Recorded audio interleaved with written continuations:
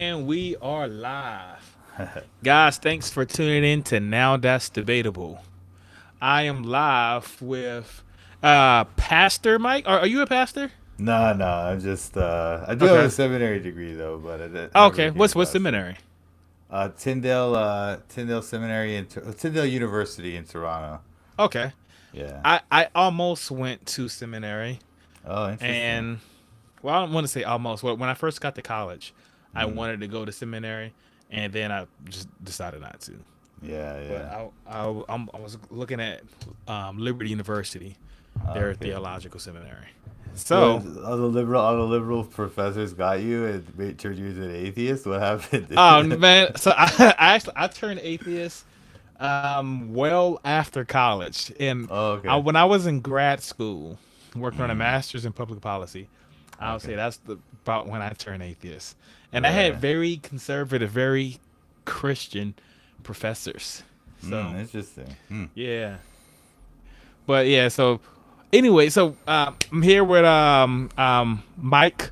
It's a master of divinity. Yep. What title do you go by? Just Mike? Mm. Just Mike, All yeah. right, too Yeah. easy. So yeah, man. So he hit me up over email. Wanted to discuss the credibility, the reliability of the Bible. Right. So my co-host won't be on today. It'll just be me. I sent him the link. He may jump on in a little bit. Okay. But so you said we're talking about the reliability of the Bible. Mm-hmm. And when we talk about the Bible, I assume you mean like the 66 books. Yes, yes, indeed. The Uh, 66, not okay, the others. because there's like other different versions of Bibles. Like the Sure. Catholic Bible, they have another one. There's some Yeah. Orthodox Christians. I think the Russian Orthodox, they have a different Bible. Ethiopian Orthodox, it's a Yeah. different Bible. Over the years, just have been different Bibles with Yeah. different books. So you have narrowed it down to 66, Yeah, and I you like think those. those are the credible ones, and Those are the the other ones. books, like for instance, like the Gospel of Barnabas, Yeah. the Maccabees, right? Right? Okay. I, How I did? don't take those to be reliable now. Okay.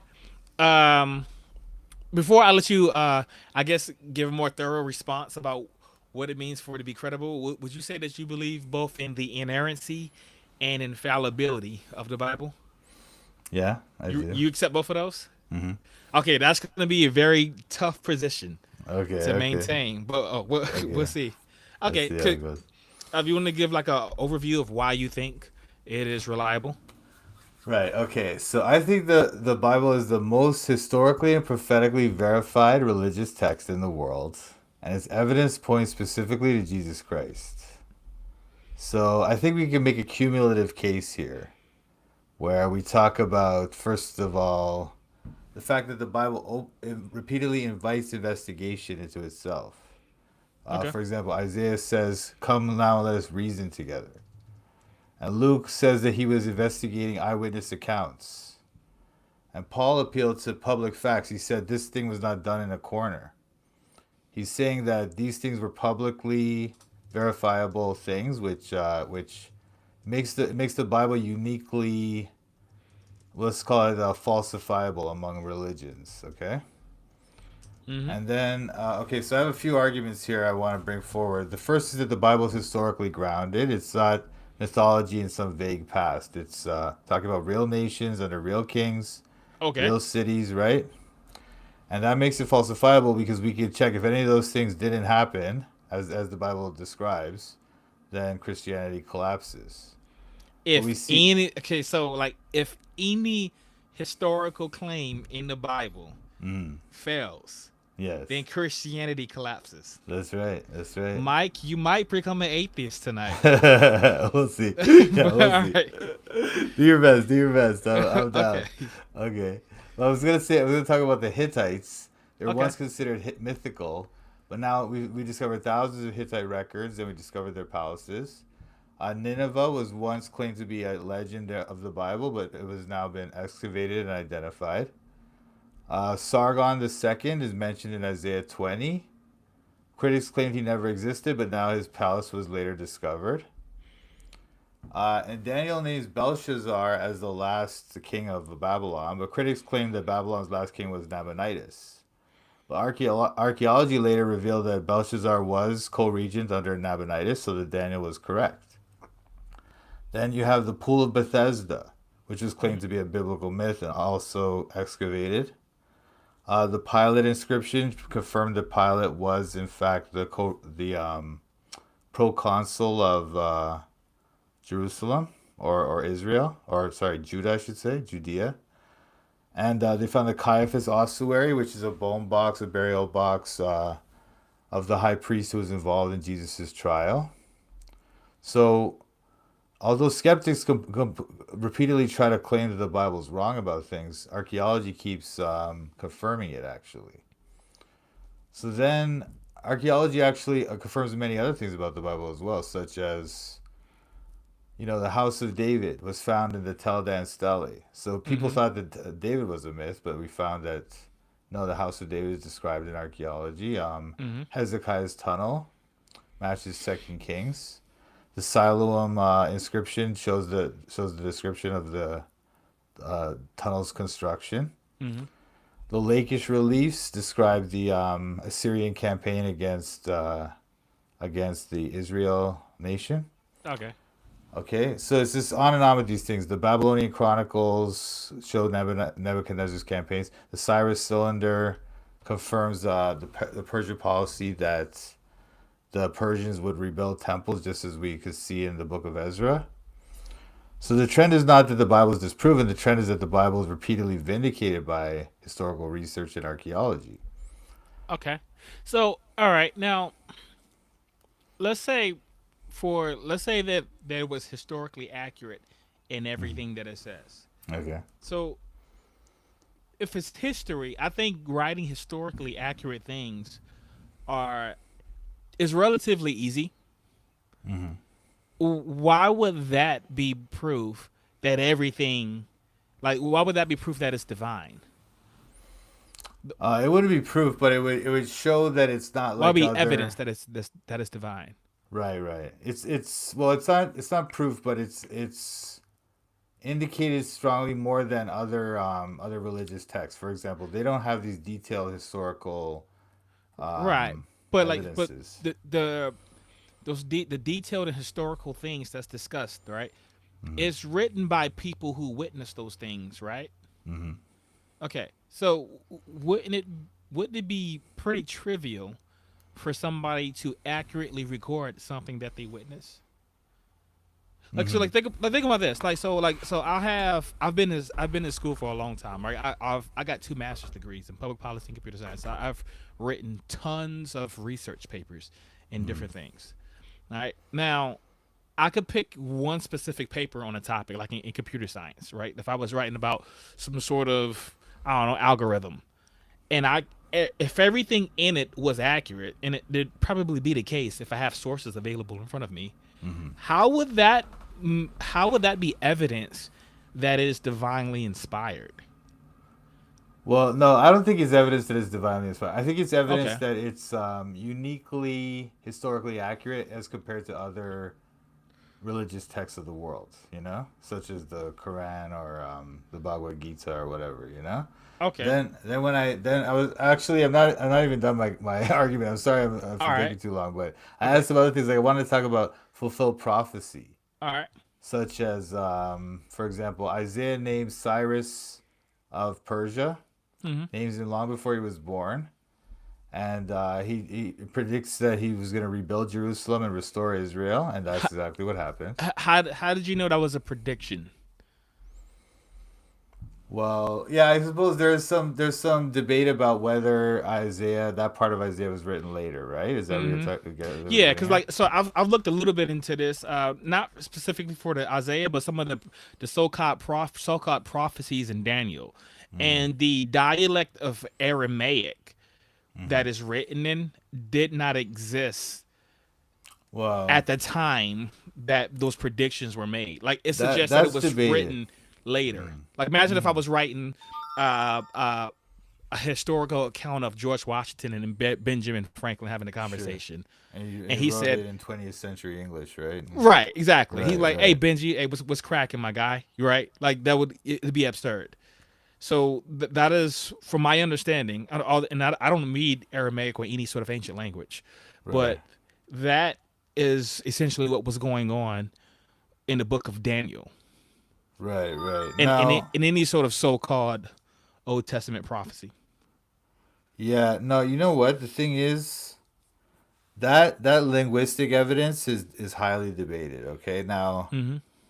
we could get into the details of that. I'm not that familiar with it, but I've looked at it, and Okay. we could discuss that. But I don't think that's very strong evidence to say that Daniel is written late. I Okay. think most. Okay, go ahead. Well, how would you know that it was written before? Like, Well, let's say you had a look, document. Let's say you had a document, mhm, a document in front of you, and it mhm, said that Donald Trump is going to win mhm. the election in November 2025. Yeah. How would you Okay. know that Yeah, you that wouldn't was know. a prediction? How did You you know wouldn't that was know. written prior? You wouldn't know. You wouldn't know. That's You true. wouldn't. Now, this is the thing. This is the thing, though. This is the thing. Okay. With Daniel, okay, you can say that about the predictions about Alexander or the predictions about the empires of the Persians and stuff. But Hmm. when he talks about the Messiah, that is a prediction that was made before Jesus. Like even critical scholars will admit that it was written before Jesus because What we find it. prediction about the Messiah Oh, he would you talks say? about how. Well, okay, he talks about how the Messiah will be arrive in Jerusalem 69 weeks after the order to rebuild Jerusalem goes out from Artaxerxes. And then he talks about how the Messiah will be cut off 69 weeks from Artaxerxes. 69 weeks. So Artaxerxes made the 69, but weeks is like 7 years, not 7 days. So he predicts it that 69 by 7 years, right? Which is like 400 and something years. My understanding is that Xerxes lived like hundreds of years prior to Jesus. Like this was Yeah. before Alexander the Great. Yeah, yeah, yeah, for Oh, sure. all right, so there was nothing that Jesus did that came 7 years after. That was within seven No, years of Xerxes. no, what I'm saying is this. Okay, Hmm. Daniel says that 69 weeks from the order to rebuild Jerusalem, Hmm. that's when the Messiah would arrive basically, right? So exactly 69 weeks or whatever number of years that is, 400 and something years. Hmm. That's when Jesus was born. And then he talks about how the Messiah will be cut off or How do we die. know when Jesus was born? Okay, okay. Well, within a few years. It's within a few Well, years. So, I don't know. So, oh, you don't know? Oh, okay, okay. So we well, know. I don't. What I mean, It's around 4 BC is my understanding. right, right. Between like yeah, between 0 and 4 BC, generally Okay. scholars put it. All right. So no. What we have to. So let's say Artaxerxes Hmm. makes a decree. 7 years later, a child is born, and Yeah. you're claiming that's the Messiah. Not 7 years. Not 7 years. Like 400 years Okay, after 400 years. Okay. plus. Yeah, right. And then the Messiah is Why born why are we pointing to some to Jesus. baby being born in first century Palestine and saying this is Yeah. the Messiah? Because it's not just that. He also talks about the Messiah will die, and the Messiah will die before Jerusalem is destroyed. It's a set of coincidences that's very hard to explain, you know? But I would. There's probably a bunch of babies that was born in first century Palestine and then died prior Well, to how Jerusalem being destroyed. but how many of those babies claims to be the Messiah and then was killed I don't know. But and here's then the thing: Jerusalem is destroyed? How did he know that Jerusalem would be destroyed did shortly after the Messiah was born, you know? Jesus was familiar with the book of Daniel, right, or Isaiah? Where's this prophecy coming from? Daniel, yeah. Daniel. So he was familiar with that, right? Mhm. Mhm. So if I'm happen to be born within that time period, I get to say, hey, I'm born during this time period. Mhm. I am God. It's me. I'm the Messiah. Yeah, but how did Jesus know that the temple would be destroyed and the Romans would destroy Jerusalem? My understanding is that he wasn't predicting that the temple was going to be destroyed. He was talking about his body. Well, no, he does talk about how the temple will be destroyed. Do you want to take a look at it? Sure. Oh, okay, okay. Let me just. Where's this? Where did Jesus say this? oh, do you want me to share my Bible? I can show it to you, or Okay. if you want to check it out. Oh, No, okay, no, no, no, okay. no. I'm talking about Jesus. You said Jesus predicted that the temple would be destroyed. My understanding was that Jesus was not predicting the temple. He was talking about his body. It says that in the text. You're talking about John chapter 20, but this is Maybe. a different prophecy, okay? And Okay. this prophecy, or no, not John chapter 20, John chapter 2, my bad. But anyway, in this prophecy here, what happens is, okay, Jesus went out, departed from the temple. His disciples came to him to show him the buildings of the temple. And Jesus said unto them, see ye not all these things? Verily I say unto you, there shall not be left here one stone upon another that shall not be thrown down. So this is the prediction of the prophecy of the temple being destroyed, Okay. and that occurs. And also Daniel knew that as well. But That's so the but thing. so Jesus was just quoting Daniel. Well, I mean, so then now you're saying, okay, Jesus somehow knew that he was the prophet, he was the Messiah that Daniel predicted, or like Well, no. he just What I'm assumed saying that. is, so Jesus was a Jew Mm-hmm. and a practicing Jew Mm-hmm. who believed the book of Daniel. Mm-hmm. Believed the book of Isaiah or whatever Old Testament Daniel, book you yeah, quoted. it's Daniel, Daniel, right? yeah. He believed that. So Mm-hmm. if he's a Jew, of course he's going to believe that prophecy in Daniel. Okay. That doesn't mean that Jesus had some secret knowledge. It just means he also believed it. Yeah, but then how did that actually come true then, though? I Well, mean, why did it come true? Like, you know? you mean why did the temple get taken down? Like how did Yeah, Jesus or predict it? how was Daniel or Jesus able to know that that prophecy would come true? I, how many times did the temple been destroyed throughout history? Twice. Twice. Yeah, once in the time Yeah, of I mean, I don't know. hmm. That's a good question. Since we don't know, we can't say God. We could just say we don't know. Well, yeah, you could say you don't know, but a better explanation would be that God did it, because the fact is, You could say, it's like you have this person 400 years in the past who's uh huh. predicting this thing to happen, right? And so it's like, I mean, we could just say, well, maybe it was just a coincidence, but it's like it's hard to explain this without just saying that God knew and God told Daniel, you know? I don't know. I mean, I would say if we don't have an explanation, then we don't have an explanation. Yeah, sure, you could do that, but then you're just like kind of admitting that you don't have an explanation. It's kind of like one of Right. these things. It's kind of like, That's totally fine. There's a is that bunch of fine? things. Is that Yeah. fine? Yeah. If I don't have an explanation, then I just don't know. Like that's it. I mean, like, Well, am I happy about that? No, but that is the most honest conclusion I could come to. What I wouldn't do is just jump to saying it's a prophecy. I don't think it's a jump. It's like, I mean, would you admit that it's possible that God could do it, and that there's a God and that He did it? Is it It is. possible? I would say it is analytically possible, It's as in logically it. possible, Yes, right? it Okay. violates no law of logic. Okay. But So, okay. neither would time travel. Neither would a psychic. Neither hmm would Jesus had some sort of conspiracy with the Romans to tear down the temple. Like I could come up with scenarios for the rest of the night. You know. It, Well, no, the thing is with that is like there's other prophecies as well. So it's just there's so many okay. prophecies, there's so many other things that also line up with this. It's hard to just say, oh, it's just time travel or something like. And then Well, why why would we wouldn't it? If he's well God, wouldn't he be? if we say time travel, right? If we say time travel, then you're literally just off. It's like I could just say, okay, yeah, it's a pink unicorn. You know, I could just say it's a pink unicorn in the sky who just Hmm. did it all, right? That's You could is it say, valid? what's hilarious is that example was intentionally absurd.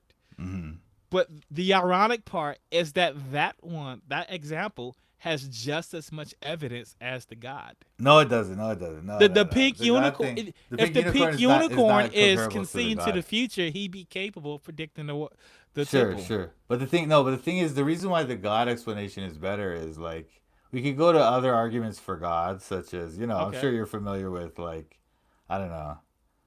like Aquinas' five ways or something like that. We could do something like that. We could show that there's a good reason to believe there's a God already. Right, And but okay, then even if you granted that there was a God, mhm. it still wouldn't logically follow that the God is how he predicted this. Oh yeah, it would because That's just one means. For instance, it is mhm. possible for me to take a taxi to work. Mhm. That doesn't mean that I took a taxi to work today, and I didn't. Right. So See, what all are you you all saying you've it's done is possible? you yes you all have concocted this logical possibility Mhm. of how somebody could predict something, and then Mhm. saying that is necessarily the case. No, And no, no. there are Well, I'm several just saying. alternatives. You even given one of yourself, the pink unicorn. The pink unicorn. I'm giving that example as one that's not a valid explanation. You know, Okay. but I'm saying there's also other prophecies that are predicting as well. So it's kind of like there's this cumulative case of prophecies that came true. The Daniel one is still difficult for you to explain. You have to. You're not going Question: to. Okay. When was the book of Matthew written? Book of Matthew, Hmm. probably. I mean, I would say before 70 AD, but most scholars would say, well, yeah, between 60 and 90, or between 60 and 80 AD. Right. So that's after the wall fell, right?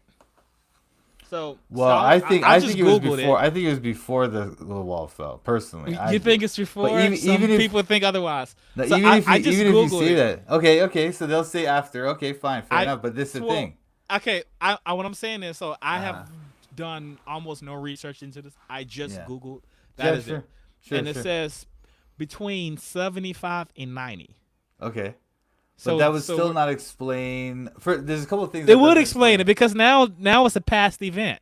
No, no, So no. But that. all I did was predict that Trump going to win the president Yeah, presidency. I yeah, predict that he starts a war with Iran. no, You know, no, no, no, I'm because that predicting the doesn't French explain president. the Daniel thing. How did Daniel know?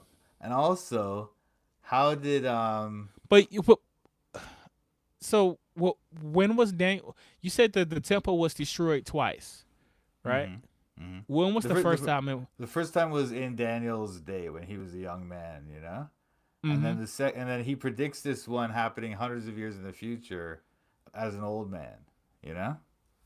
Okay. I So mean, and then also the other thing is like there's other prophecies about Jesus too, like many. So it's like how did all these things line up like that, you know? And also once again, I I don't think even believe those the are story that claims that it lined up. So you have Daniel saying these things, hmm and then you have Matthew coming about hundreds of years after, hmm claiming that those things were fulfilled. oh yeah, yeah, yeah, but then you don't it doesn't explain like for example, why would Matthew even write this? It's like in his best interest not to write this. You know, he's going to be persecuted for writing this. He's going to be most Christians believe that he was killed for writing this stuff. You know, it's that kind of thing. Like it doesn't Well, explain all the data that we I have. You know, we don't know exactly who wrote the book of Matthew, no, we but don't. That's true. and so why would somebody write that? I don't know. I don't even know where this person was. Perhaps hmm they were in a place where they didn't have to worry about being persecuted.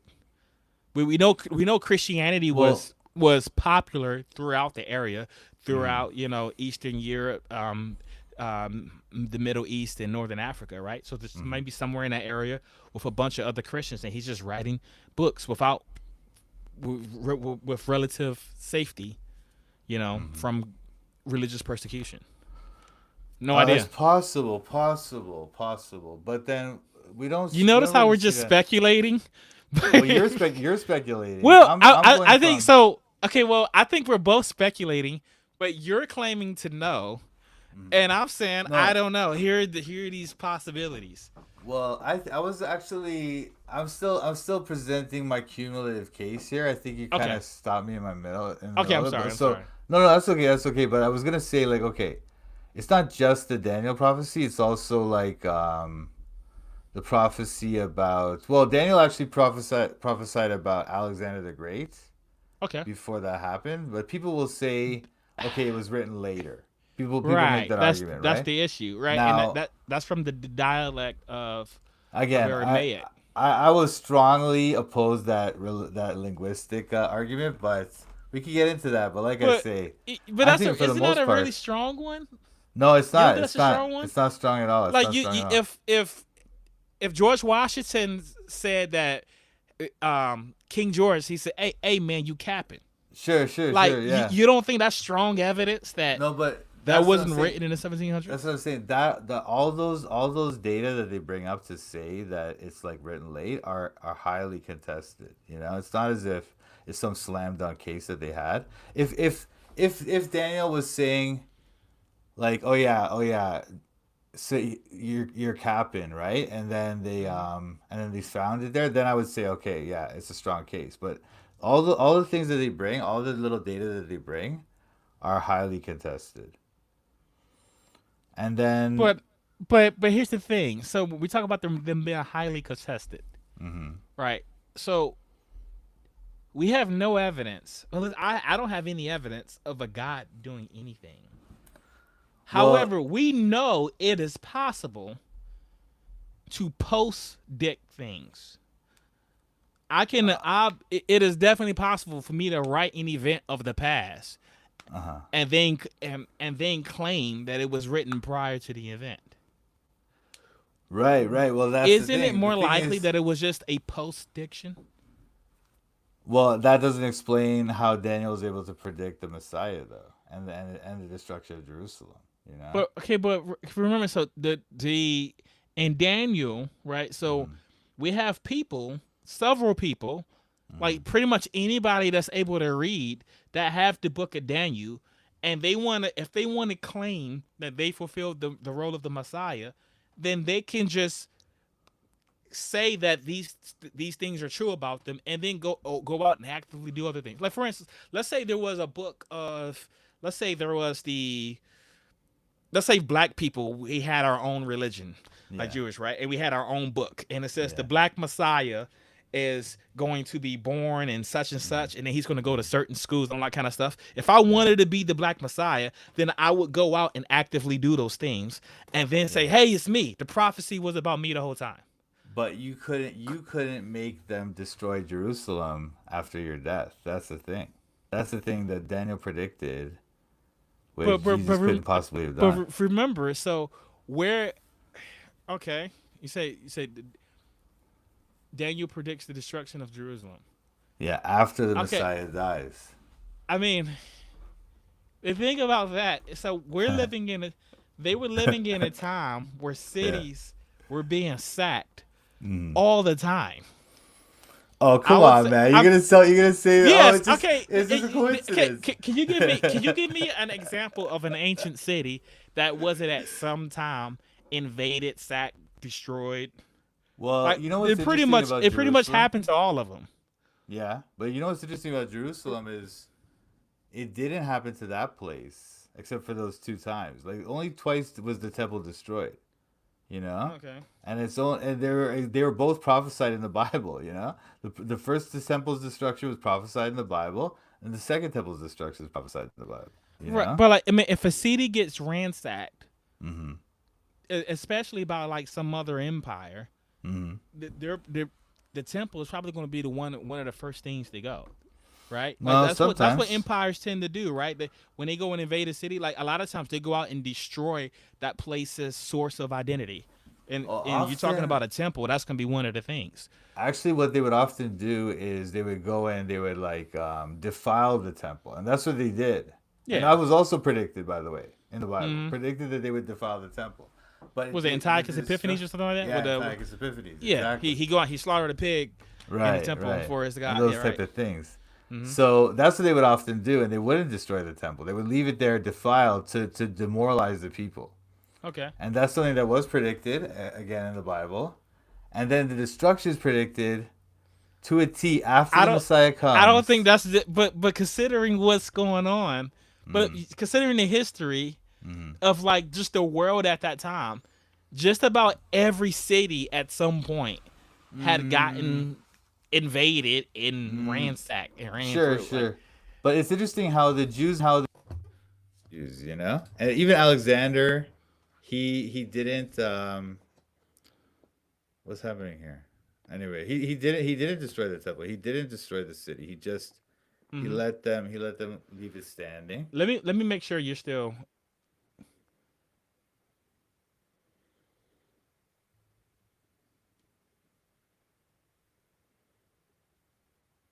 You're good. I can still hear you. Okay. All right. I don't know what just happened. For some reason, it Yeah. says Toronto Bible Studies recording will continue on a new track. Started a Oh new yeah, I record. saw that. Yeah, that's weird. Yeah, I don't know why, but you can, everybody can still hear on YouTube. All right. And if there is an issue, guys, I'll just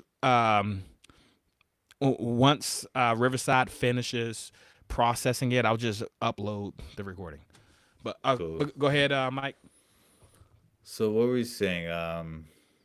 Yeah, yeah. If you want to say, oh, it's just a coincidence, just a coincidence. It's like, come on, man. Like he literally You, says, hundreds of years I would before, I would the say it's Messiah's not gonna just a die. coincidence. Like it's kind of inevitable, right?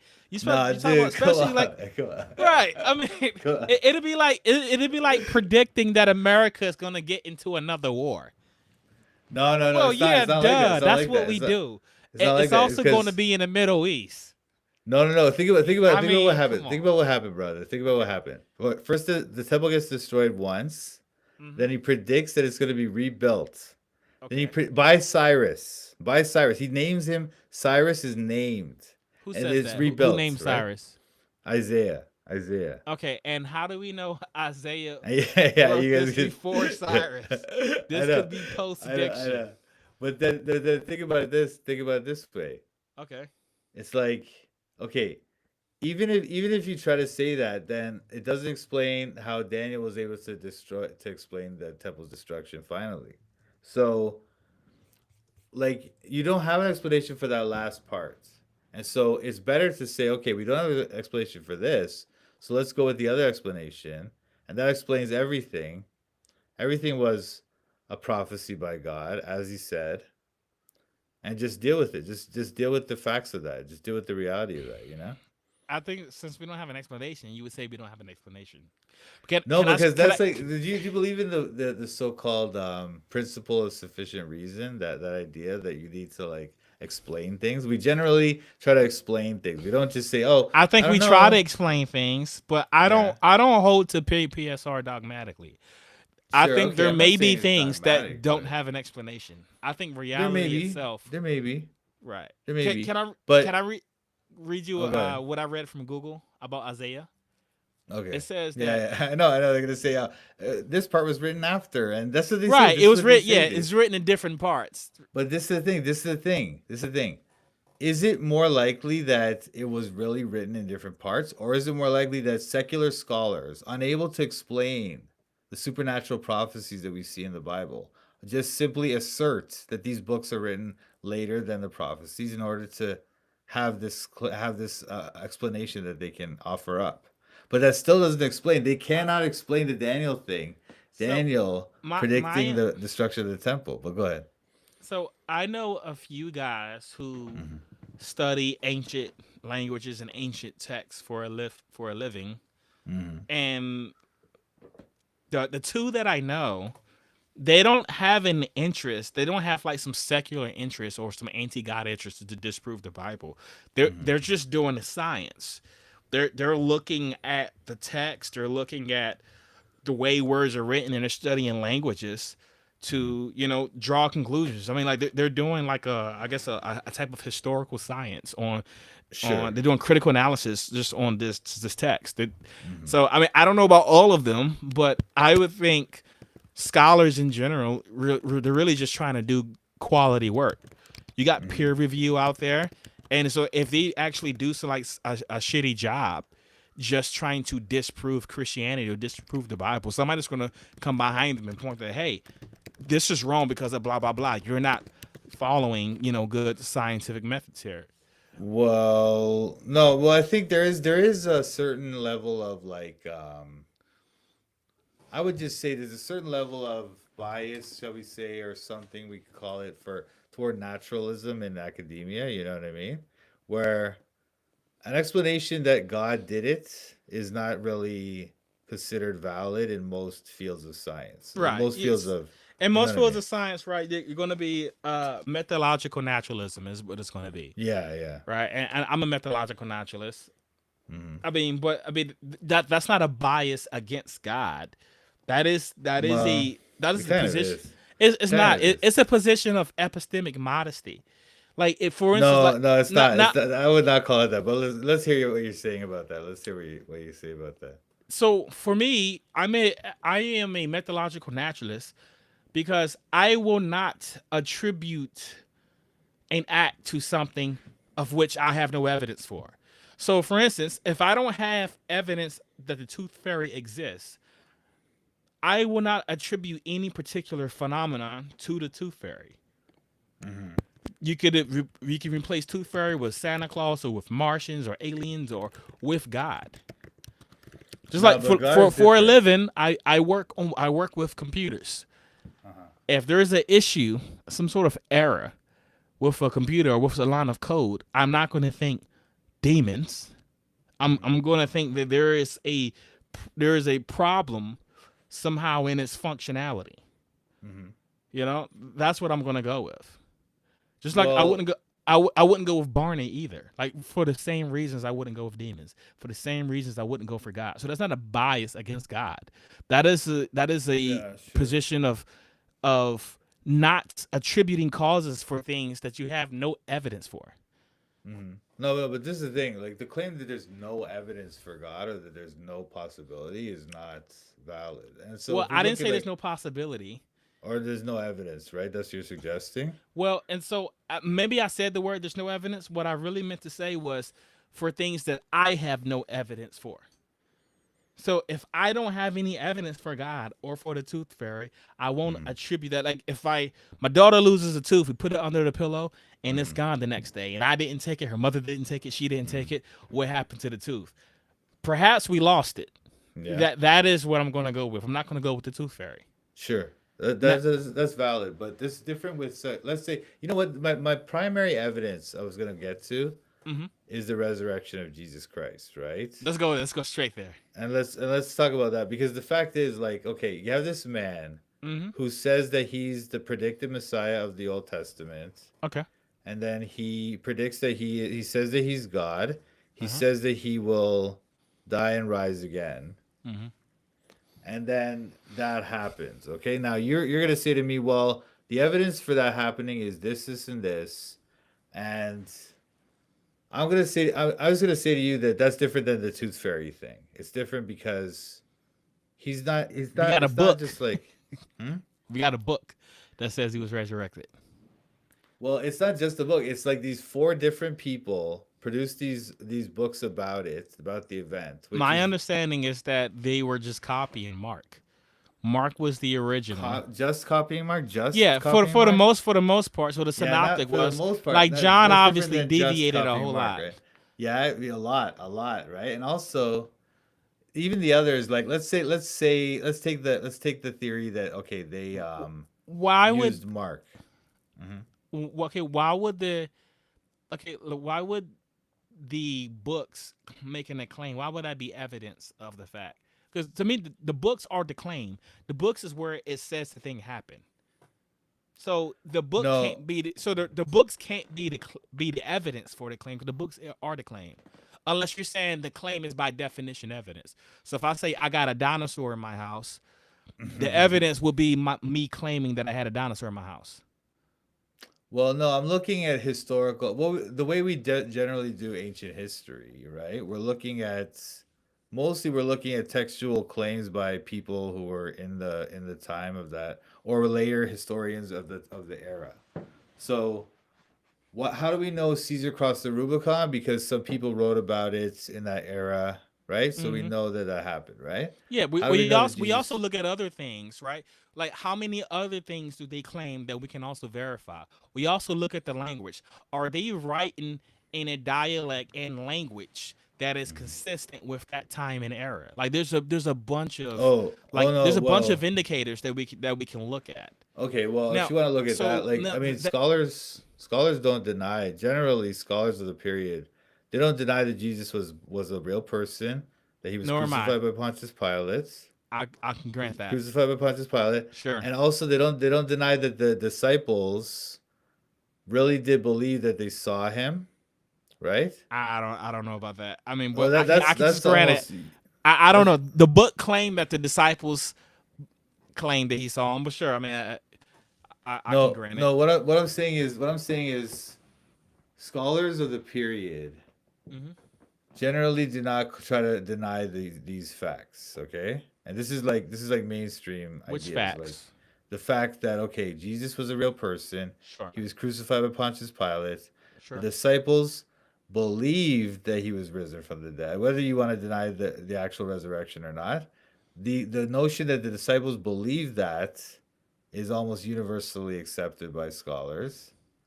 And then the Okay. notion that Paul, who was a skeptic, was converted. Those four facts are generally, it's like widely believed by scholars of the period. Okay, Okay.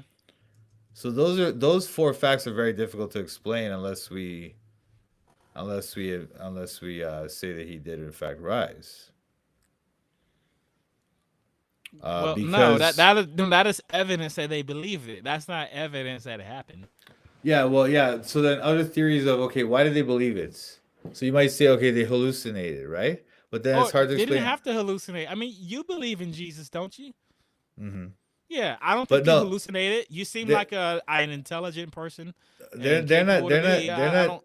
no, they're not just believing that he existed. They're believing that they saw him, that they touched him, that Oh he no, ate with that's what them. the book claimed. the Well, once we again, like don't I'm know saying if to they you, believe that the book claims that. yeah, and like I'm saying to you, scholars generally who study these periods, who study those evidences, don't generally dispute this, that they believed it.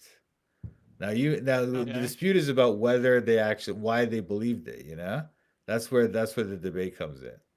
Why did they believe that? Some people will say, okay, they hallucinated, or some people will say that they had a conspiracy, that they wanted to form a cult and become rich off of it or something, right? Or you could just say you don't know. Well, that's the thing. I think that's I a mean, like, cop out. I think that's a cop out to it's just say, not. "Oh, I don't know. I don't I know." don't like. I have no way to investigate. Yeah, Hmm. it's not like Well, I you can talk to do. any of these people. No, that's true. But no, what I'm saying is, you could look at the data and look at it. But like I say, these scholars that actually study the data, Hmm. they're not trying to say, well, oh, it's just a bunch of, or they don't say, oh, we don't know. They come up with a theory. They come up with some kind of theory. They'll say hallucination, or they'll say it was a conspiracy, or whatever, right? If But they're secular. but you understand, like, you don't have to come up with an alternative to not believe the main narrative. Well, I suppose once again you could just say, "Oh, we don't know," right? Well, like I say, Well, I'm yeah, saying you that's can, a cop out. especially if you don't know. I think that's a good reason to say you don't know, because like you can't investigate these things. You're like you say, how do if he didn't raise from the dead? How do I explain the fact that the disciples really believed it? I don't know if they really believed it. Like Well, that's look, another claim right there. uh, The book says they believed it. yeah. I mean, and then you look at other books where it talks about how they died for their faith, or what's it called, the Fox's Book of Martyrs and all that kind of stuff. I mean, like, we pretty much know that was like nonsense. That was written like 1,500 years later. Oh yeah, that's like all legend. But Fox's Book of Martyrs is not. I'm not going to that for my historical evidence here, right? Okay. I'm not trying to say that. Like um, I'm trying to say like it's hard to explain why these. Look. It was very expensive. It's very dangerous for them. Very difficult for them to come up with four books about this person. Like think about it this way. Mm-hmm.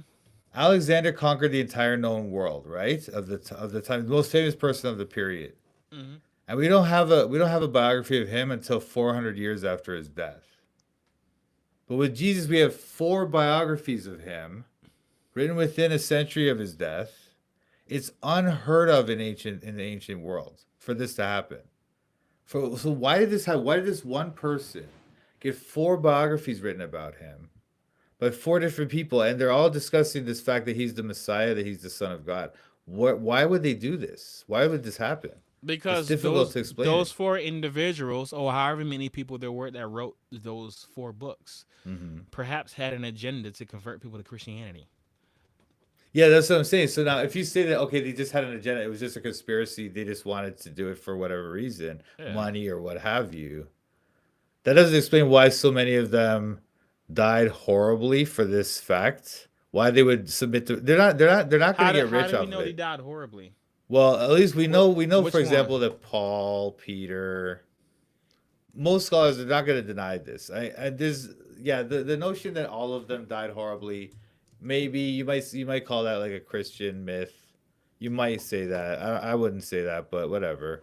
But even scholars would generally argue that yes, Paul, Peter, and I think James, the brother of Jesus, or James the brother of John, that Hmm. those three literally did become martyrs for the faith.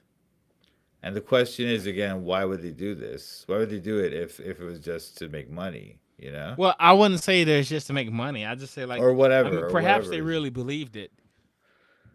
You Okay, know, if they really I if they mean, did really believe it, then why would they really believe it? I don't know. I mean, why would someone strap a bomb to himself and blow up people thinking that he's gonna go to heaven and get what 42, 72, how Oh, many I see, I virgins? see. Okay, I well, mean, I don't know. okay, you could go that way with it, but the thing is, the difference with that is you have a religion that's already been established, like Islam, and then it has these people among its members which are radicals, right? Which are um, what do you call it? Like fanatics, okay? Well, why Okay. would these people who were at the beginning of it, who supposedly witnessed him die, and you're saying that they thought he rose or whatever, why would they become fanatics? Why would they have the same hallucination and become Oh, it fanatics? didn't have to be a hallucination. I mean, they could just believe or want to convince people of a religion for various reasons. I mean, okay, Well, what one good reason is like, for instance, let's say I'm a zealot like Peter, who wants mm, to undermine Rome. What's a good way to do that? You know, perhaps claim that hey, we the Jews, we actually found the Messiah, and it's this guy, right? well, That might be a good way to help or organize people to go against Rome and to that's the defy thing. it. That's And the it was thing. working, So right? no, I did it. It didn't People know people because were dying in defiance of what Rome was saying. no, It no, was no, because working. no, no. First of all, there's no evidence Peter was a zealot. First of all, secondly, Okay. they didn't organize against Rome. The Doesn't the Christians Bible did call not. him a zealot? Zealot? That was another one of them, Simon, I think. Okay. But it's also the fact that the Christians didn't organize against Rome. They didn't. They opposed that. They opposed zealotry. They opposed all that kind of thing. So it's actually not a good theory to say that Christianity came out of some kind of anti-Roman movement or something. It doesn't explain Hmm. any of the data. Can I want to grant something? All right. So Okay, for Jesus, so you believe Jesus was God, right? I do. Okay. All right. Or do you think the resurrection was evidence of that? Yes, Okay. because he predicted he's first of all he claimed he was God. He Yeah. said that he talked about the prophecies about his death Okay. and resurrection, and then that happened. Hmm. Assuming it did, right? Hmm. Then that would be evidence of him being a divine person. Yes. Okay. H- How would how would you rule out other possibilities? Let's say we actually see him raised from the dead. Hmm. How would you determine that he did it because he's God? Well, I would look at the fact that okay, first he said that he was God before he died. Yes. Secondly, How do you know he's telling the truth? oh, that's the thing. So he's saying it, and then he's saying that the proof is going to be when I die and rise again, and then that Right. happens. So it's like, okay, well, he said it, and then it did happen. What So therefore, if, well, yeah. what if I was capable of raising myself from the dead? Mm-hmm. Right. I'm not God. I'm not all powerful. Mm-hmm. I really don't even know the future. Mm-hmm. Right. But I do know I can raise myself from the dead. Okay. And then I say I'm God. Yeah. falsely claiming to be God, and I say the proof is that I'm going to raise myself from the dead. Yeah. Yeah. If Would that were you possible, would you then that then would be would interesting. you would then believe that I'm God? Well, I would, because the thing is, well, it's not just the fact that you predicted it, but that it was predicted in the scriptures, which were before he was born.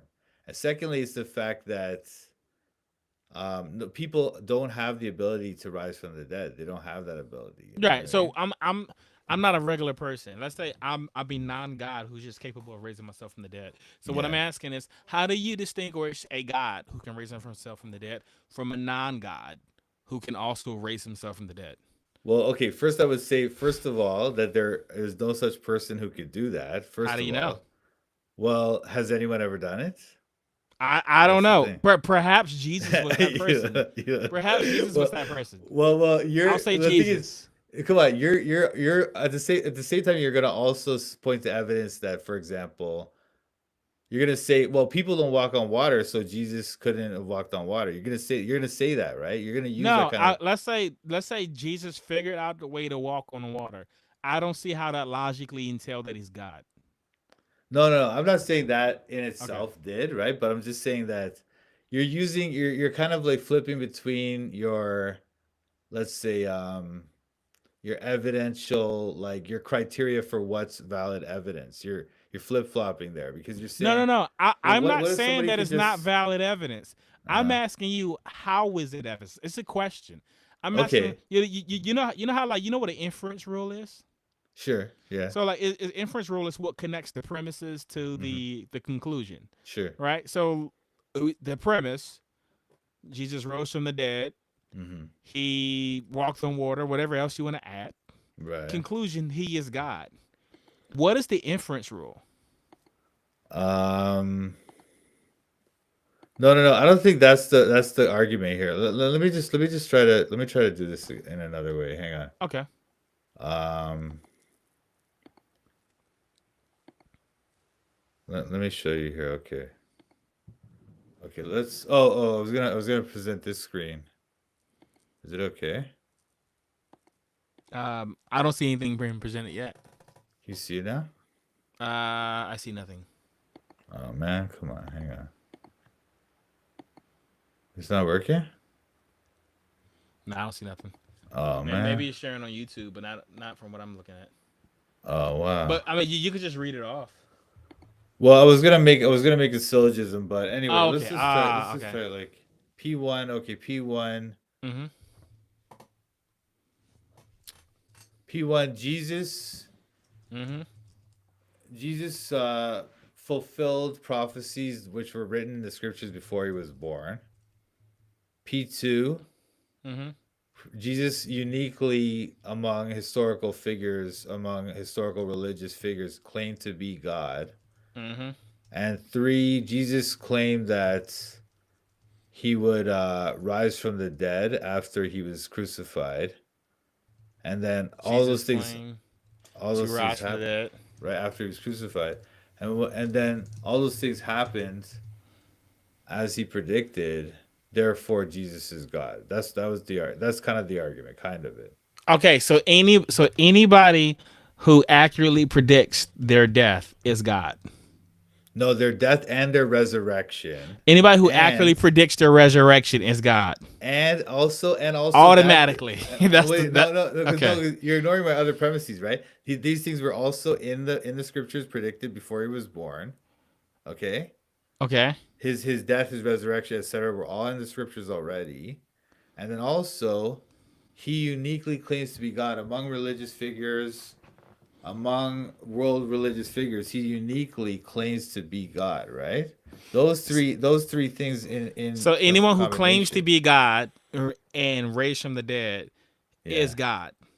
Wait, Is that no, the wait. rule? Go on, dude. You're I'm like, I'm just asking the I had question. three premises, bro. I had Okay, three all right. premises. I see the first one. P1, Jesus fulfilled prophecies. Yeah, P2, Jesus claimed which to are be God. in the scriptures before he was born. Before he was born, they're in the scriptures before he was born. Okay, I Right? mean, yeah, Many, before not he's just a born. few, not just a few. Many, Many. I many. mean, it Okay. doesn't. Okay. Logically, it would only need to be one. It doesn't like it. It No, I doesn't think become. it doesn't become more valid by adding more prophecies. Like if Well, it it kind if of it works does. on It kind prophecy, of then it works. it kind It's of not like builds 2 is up. going to be invalid, but 10 would be. Nah, Like come on, man, because you're just trying to deny me on the I'm Daniel not. thing. I'm honestly asking the question because Yeah.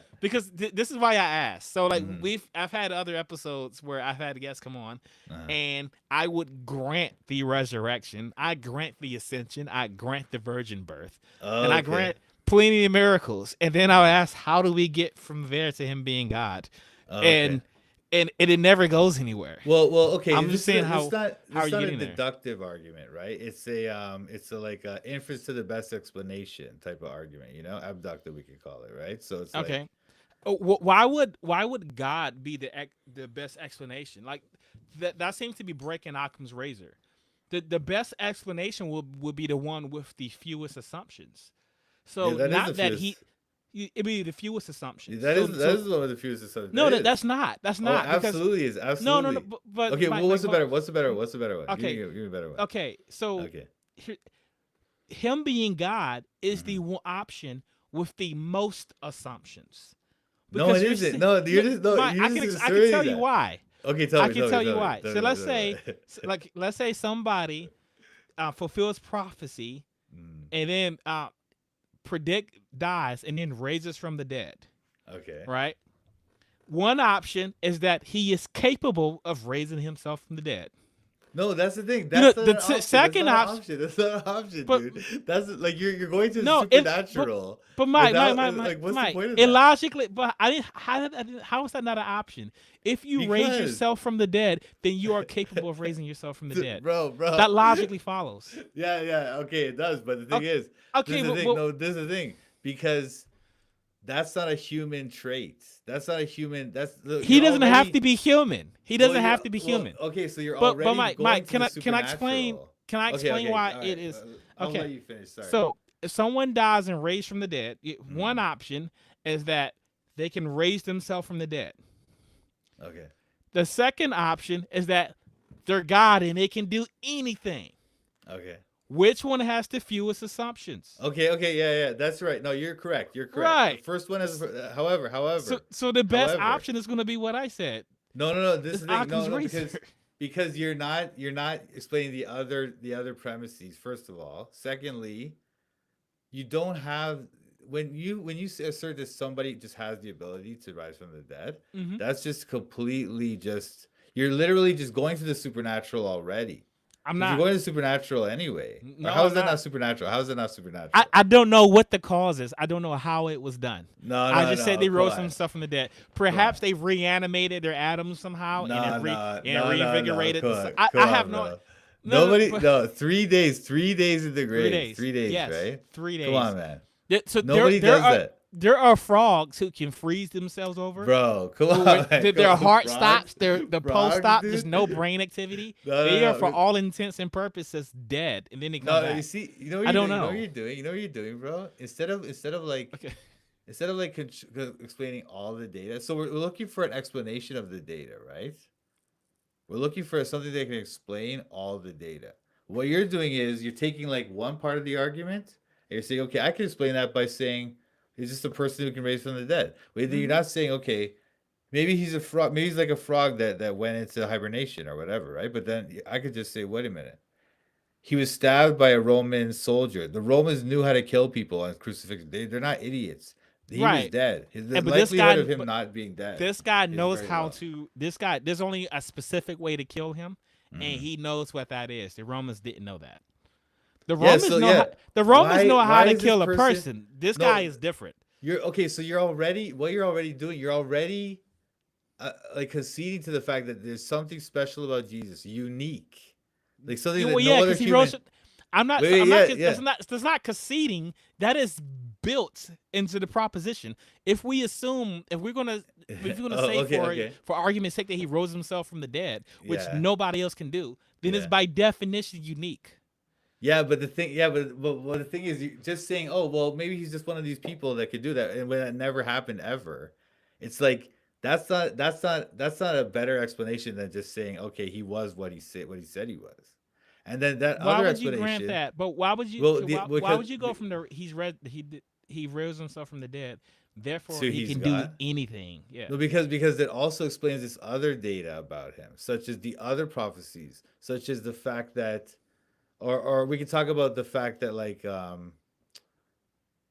God explains morality and all these other things. We can explain all these other I can things I can based explain on. morality without God. That's really easy Nah, to do. nah, you can't, bro. No, you I can't. will have you on again really soon, You and you want to have and that discussion? I can explain morality to you. Oh, really? Yes, No, I don't think very you can. it But is okay, very easy. we can have that discussion. Okay, All right, we will do it. interesting. We will do All it right, soon.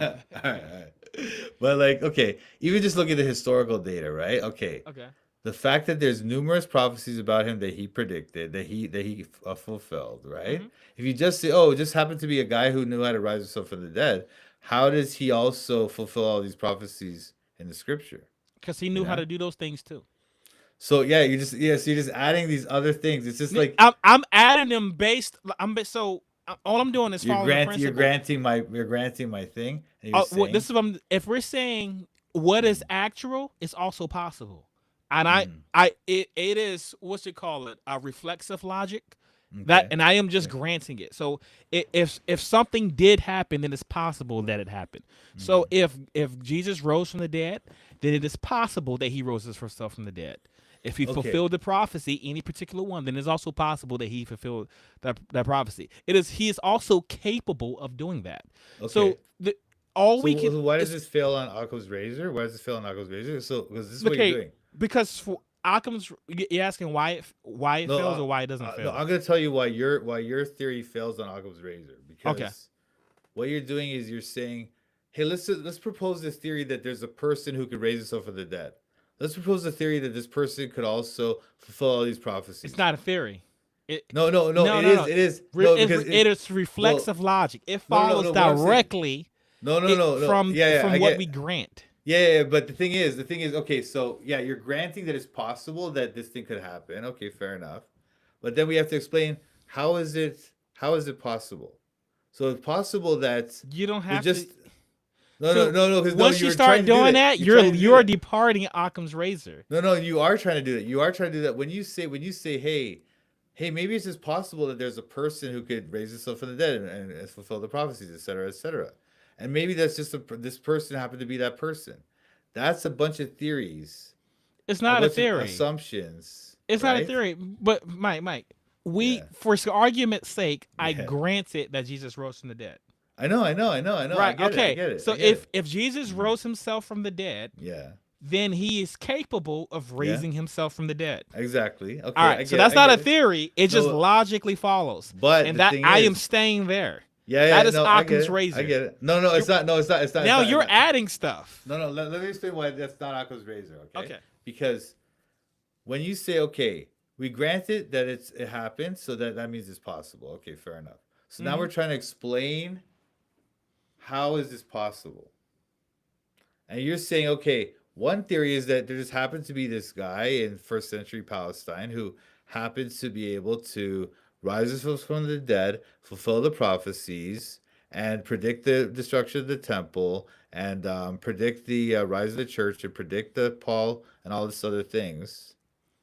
That's that's one theory, That which is is just a that bunch of assumptions. that's the fewest assumptions. No, Matter of because fact, those aren't no. even assumptions. Those logically follow Oh from what you no. granted. No. This is the thing. So it's not that I'm not trying to say that. Like, okay, I'm not trying to deny that. Okay, if we grant that it's possible that it happened, that therefore all of these things are possible. But when you try to say to me, okay, maybe it just happened to be that this person could do that, that's a theory. And that theory relies on these assumptions that it's possible that he could rise from the dead, possible he could predict the Not an prophecies. assumption. You keep saying that. It's not No, an no, assumption. wait, no, it does. It's built into the Well, proposition that we granted. no, I know, If It's something built. is actual, then it's possible. No, but this is the, That this is the thing, bro. that's how it This is works. yeah, I know. Yeah, I get it. But then you have to come. What we're trying to do now is come up with a theory as to why is it possible, And if we follow right? reflexive logic, the fewest assumptions is going to be that That it he is just happens to be capable of doing possible. he is Yeah, capable yeah. of doing those things. No, There'd no, be no. there'd be no reason to say he also spoke the universe into existence. Oh, no, no, no, no. This what I'm saying. I'm not going there yet. I'm not going there yet, right? But what Okay. I am saying is like, okay. So it's possible that somebody could do this. Yes, okay, we're saying that. So why is it possible? Is it possible just because there happened to be this person in first century Palestine that could do it? Or is it possible that he was God as he claimed? Which of those theories has the least assumptions? Okay, and The I'm saying to first one you, definitely no, has to that's be what the I'm saying. least assumption. No, no, no. This is what I'm saying to you. No. It's I'm telling you, bro. How could a man just You raising see- himself from the dead have you more see- assumptions than him being God? No, because Come on, Mike. no, because the theory that a person could just do that it just happened to be a person in first century Palestine that could do that, that requires numerous assumptions. Like what? Numerous. Like For, what? for example, why is this person, a random person in first century Palestine, fulfilling the prophecies of the Hebrew scriptures? That's a question. That's not an assumption. Well, no, that's what your assu- theory. what Your theory has to assumptions would it- explain that. No, Your theory has to explain that. no, it doesn't. It doesn't have to explain that. Yeah. All I'm doing is just following the logic here. If we grant that Jesus Dude. rose from the dead, You know, then he I is feel like- capable of raising himself from the dead. I feel like You don't yeah, grant yeah. anymore. No, Otherwise, you have No, thrown no. out Occam's razor. No, You- no, you- no, I'm not. You're misusing. You're misusing it. I'm telling Okay. you, bro. Because what you're doing is the Occam's razor is to create a theory, right? It's like when we use it to create a theory, the best theory. The best theory is the one with the least assumptions, Yes. right? Yes. So if your theory is that there just happened to be a person in first century Palestine that could do all these things, We know there are persons, and then we granted that those things happen. So Yeah. then a have person been. did them. yeah. I mean, No, yeah. No, but then we're I- coming up with we need to come up with a theory as to why this person was able to do it. And you're just saying, well, it just happened to be that a person was born that could do it. And I'm saying that a better theory would be that God did it, and the reason is that He predicted it. Everything How- exactly came How down is, as okay, it happened. how is that? Do you know how many assumptions that No, is? no, you don't. No, it's less assumptions, It is bro. because- not. no, No, because there's no way. This is the assumption. Okay, This is one my assumption. guy- My assumption is Mhm. God did it. That's one assumption. One. Your Okay, assumption is when you say this happens God to be did a it- person. Yeah. But listen, God brings in a ton of assumptions. There's tons of baggage in there. And Okay. you Okay. What? Because you believe okay, what's this God the also baggage? created. Talk to me about the baggage.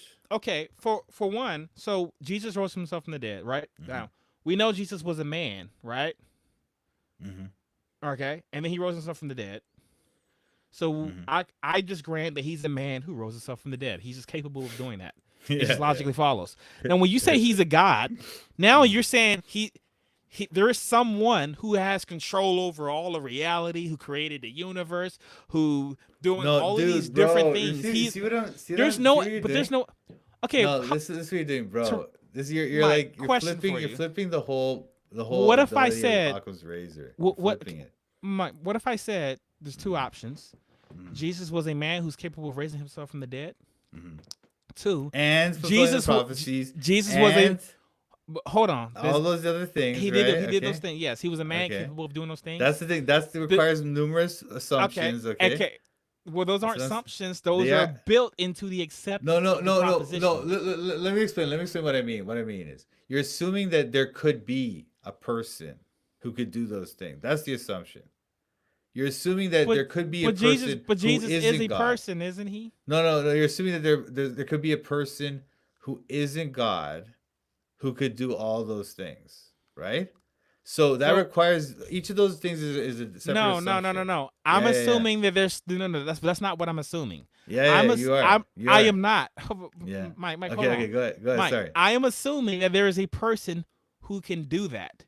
Whether they're God or not is another question that we don't have you're evidence granting, for. So you're granting the I'm not possibility that there granting could God. be God. Okay. No, I'm not granting God. The Well, person, no. Are you granting the Jesus could also be a possibility? vampire. But there's no evidence for that either. Are you You granting need- the you need- possibility that he could be God? Are you granting that possibility? Are you granting the Ye- possibility that you could be God? The possibility. Yes, him doing it because he's God is Possible, does right? not violate any law of logic. Okay. So that's what I'm saying to you, bro. But If we take there's okay, still a big fat assumption. think about it. Think about it. No, this is what I'm saying to you, bro. Like, okay, if I just assume that he's God, that's one assumption and it explains all the data. Whereas you have to say, okay, there must have been one person. We never seen this ever before. We never seen a person who could rise himself from the dead. We never seen a person who could fulfill prophecies, all this stuff. Until But there's one Jesus. person that could do it, and that person happens to be But- Jesus, and he happens to Mike, not really. we've never God. seen a God do it either. So we've never Well, seen a man unless we did, or a God unless do we it. did, Unless we did see a man do it. unless Jesus is God, that's then we did see one. That's what I'm saying. Unless to you. Jesus is just a man, and then we also saw it. No, but if Jesus is just a man, it's like he's the only man that could ever do it. Whereas if Jesus is God, then okay, that explains. He's the it. only God who could ever do it because he's the only God, right? He's the only God. Right. Yeah. do But- you see how the arguments No, it work doesn't. No, it both doesn't. ways? That Except mine doesn't- has fewer assumptions. No, That- it that's- does. No, it does, Dude, because- bro, because- I don't know how I can but explain Mike, this to you. Because since your argument have more assumptions, it doesn't. It doesn't. since it has more, doesn't. any argument you make for it, I could just mirror it Bro, easily. bro, That's just how it works. My argument does not have more assumptions. Your argument has more assumptions. I can't. Listen. This is how this works. How Okay. this works. Okay. If you assume that there's a person who could do this, right? That we've Mhm. never seen that before ever, right? So a person who could rise himself from the dead, that's one assumption. A person who could fulfill prophecies in a book by the Jews written long before he was born. That's another not an assumption. assumption. That like we. No, so no. If It's not an someone rose assumption. himself from the dead, we know as a fact that somebody can raise himself from the dead. No, what I'm saying is not that. Okay. Because your theory is that he's not God, right? So you're assuming that there was one No. person. My question is, how would you know that he is God based on the resurrection or based on the prophecies or fulfilled I'm just saying- prophecies I'm or just any saying it's the particular best- event? It's the best explanation of the data. That's what I'm saying to you. I'm not giving you a deductive argument for it. I'm just saying. But remember, isn't the best explanation the one with the fewest assumptions? That's what I'm saying to you. How it is fewer a assumptions, bro. God- It is, dude. This is Okay, I got a know it question sounds for like- you. Let's say you came down to DC one day, Yeah. right? Okay. I'm a gym head. I go in the gym a lot, lift weights, right? Yeah. And you see me, I throw on 4 or 5, and I just start repping it out, right? Mm. What would you say is the most likely cause? Would you say it's falling on Occam's razor? One, that I'm just a strong guy and I work out a lot. 2, I'm God.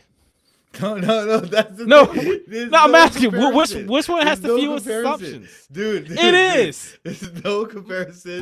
But Mike, whatsoever. that's a lot of No. weight. No, let me. It's a lot of weight. Mike. I'm repping 405, man. Let me explain. Which Let me one's- explain why there's no comparison between those two things. Because Okay. we know that there are many people who can go to the gym and work out for many years and get to that level. That is a possibility among human beings. What's the max Whereas- bench? What? Let's say the max bench press was 1,000 pounds. Let's say I put on 2,000 pounds and I just start Okay, repping okay. 2,000 pounds. Yeah. Now what is the most likely cause? I'm really strong guy. Uh-huh. 2, I'm God. Which one follows Occam's razor? Okay. So, yeah. I guess really strong guy. Yeah. Mhm. Okay. But that's just one piece of data. Whereas Right, we're- but now, Mike, you said really strong guy. Now, Mm. why wouldn't you say that? Why would God have more assumptions? Oh, because in that case, there's only one piece of data there. One fact that you managed to lift something that's basically humanly impossible. That would be a thing like, okay, that's hard to explain, but maybe it's just like there's one guy who could do it. It's reasonable to think that. But when we have a person, first of all, rising from the dead is different than just being really strong. Secondly, rising from the dead, fulfilling prophecies, Functionally, predicting the it's not that destruction of different. Jerusalem. They're both things that we believe to be beyond human ability. Well, there's functionally, beyond it's- human ability and there's beyond human ability. For but example, what I'm saying is they're functionally equivalent, like epistemically. Nah, because look, you know how you hear about stories like some lady, her daughter was under a car in a car wreck, and she just lifted the car because of adrenaline or whatever. You know, Yeah. you hear the stories. So that's why it's like, okay, maybe he's just one of those people, or he's freakishly strong or whatever. It maybe is possible, whatever. Let's say I It's pick like, up a mountain. okay, if you pick up a mountain, now we're talking. Now we're like, okay, Which maybe one- that person.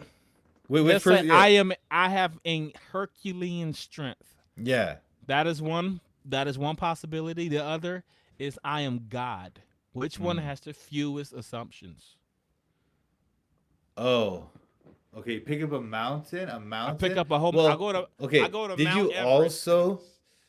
also fulfill numerous prophecies in the ancient text? Yes, say about there's a prophecy that says this guy's going to pick up a mountain. one prophecy or like 100 prophecies? There's a billion prophecies that says Okay, this and guy's gonna also pick up a mountain. did you also fulfill like these let's say these moral claims about philosophical arguments we can make for the Hebrew God, like from morality, from like there's so many things that you're ignoring here to that Jesus explains, that you're trying to reduce it to this one thing, supernatural rising from the dead. It's not the only thing, right? It's like he rose from the dead. He fulfilled the prophecies. He predicted the destruction of Jerusalem. He predicted all these other things, and all like so many things. Like all these things, when you add them all up, we don't know anyone who could do it. We've never seen a person do it, but we know that if he were God, it would explain all those things. But if you And were then- to follow Occam's razor, Mhm. when you add an additional, and when you accept an additional proposition, you just accept an additional claim, and you just add it just to meet those explain that criteria. For example, let's say I pick up the mountain, right? So now I am capable of picking up the mountain. You grant that, and let's say I also predict the Super Bowl for the next 10 years. Now you grant that I'm also predicting the Super Bowl for the next 2 years, right? And it's that I also predict the next president, and I did that. And so I do those three things. What you would, if you're following Occam's razor, what you would grant is that I'm capable of picking up a mountain, capable of picking the Super Bowl, and capable of picking up and determining who the president would be. That's Occam's razor. Yeah, that'd be What it very would not be interesting. Occam's razor is he is capable of anything. He Oh, no. he is the foundation of reality. No. You have jumped the things because No, God you can ju- do things that's not required in the proposition you accept it. If we grant that Jesus rose from the dead and fulfilled prophecy, there is no reason to grant that he also can make a galaxy by speaking it into existence. You see what I'm saying? Those are the added assumptions that we're throwing in there. Well, okay, no, because that's not the argument, right? Really, the argument is this: that okay, first of all, we make the argument that a God is a God, that the fact that the notion that there is a God is a better explanation for contingent reality, the fact that we exist, etc. You know, that's the first argument, right? Okay, And then we can. and then we go. I'm we can get down. into that too. Yeah, I'm down. Like I got about like 15 minutes left. Got it. Okay. And then like 8:30. But I'm down. I like you, man. That's what you got to talk to. I want to have you back on. Sure. Pretty often. So I'm down to get to that. I'm down to get to that. But that's going to take up a whole episode. All right. Let's.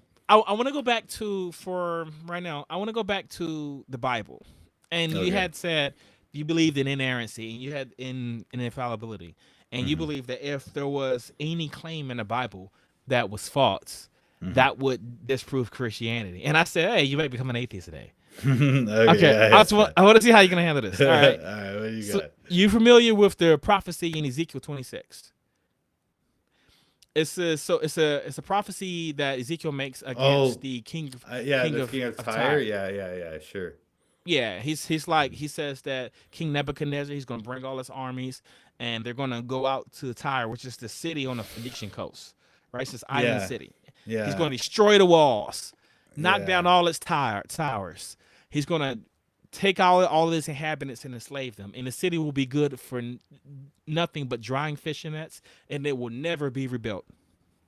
Yeah. Tell But me you why know that what? city is still there. No, because you know why? First of all, okay. Mm-hmm. First of all, it wasn't saying that it will never be rebuilt at all, but they will never be rebuilt to that level where it was. That's what he's saying. Like, That's not what it says, though. no, it does. It does. It does. It's like It that's says it will the never be rebuilt. that's the phraseology. That's the way they use that type of language. Do you want to take a look at it? It's on my Bible right now. Mm-hmm. But first of all, I would just say that It says, "You will never be rebuilt, for I, the Lord, have spoken," declares sovereign Lord. which verse is that? Which verse is that? Verse 14. Okay. Yeah, you will never be rebuilt to the level where you were. That's what it's saying. Because they were this rich city. But that's not what the text says. Well, we said but never that's what- rebuilt that's what- to the level where you were. Where are you getting at? No. When it says rebuilt, they mean like that. That's what it means. Like, Why do that's what you it's think getting at. Why do you think they mean that? Because that's the type of like idiomatic language that the Bible uses in these type of But prophecies. why do you think that here? Do you think it's being idiomatic when it says Nebuchadnezzar is going to conquer the city? Well, when so it says Nebuchadnezzar, but before it said Nebuchadnezzar, it said I will cause many nations. That's right? Nebuchadnezzar. So he was not only a king, he was an emperor, right? He had an empire. no, so no, the no, many no. nations was the people he was. No. It's saying many Yes. nations as in Nebuchadnezzar, then Alexander, then but- you know what I mean? So No. that's what It's not getting talking at. about Alexander the Great. It is. It is talking about Nebuchadnezzar. It is. Okay, all right. So just to be clear, you're saying Ezekiel 26 Yeah. is talking about Nebuchadnezzar.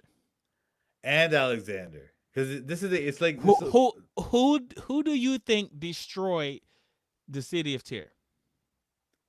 well, Nebuchadnezzar didn't destroy the island city, right? But He Alexander didn't destroy did. anything. So the city. Well, he destroyed the coastal city. The coastal part was not there. That No, was it that was was that there. was not. I'm sorry. It was not Tyre.